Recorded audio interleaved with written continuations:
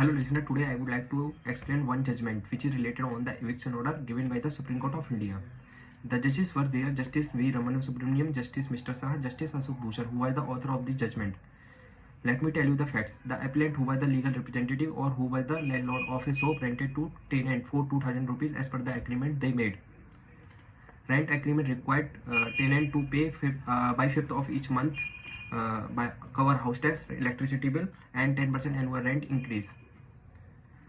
Some conflict arose in between the parties, and then the landlord filed an eviction application under the section 13 of East Punjab Urban Rent Restriction Act 1949 due to non-payment of house tax, electricity from 1999 to 2005. The tenant was not paid rent for 22,302 rupees. This case came before the rent controller, and rent controller's decision held that rent agreement was valid and enforceable, and found that in the tenant area eviction order. Aggrieved party approached to the appellant court. Appellant court held that rent deed required compulsory registration under the section 17 clause 1 sub clause D of the Registration Act 1908, and found that also landlord could not enforce the 10% annual rent.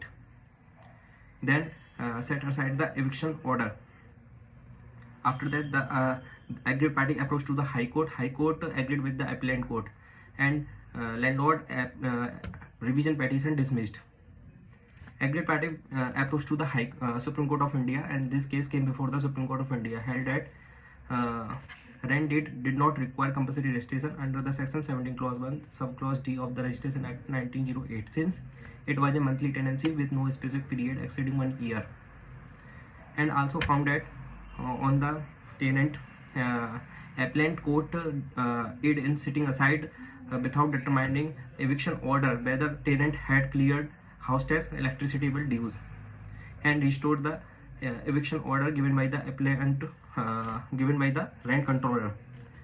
And three reasoning arisen by the Supreme Court of India: first, from year to year; second, for any term exceeding 1 year; and for a reserving yearly rent.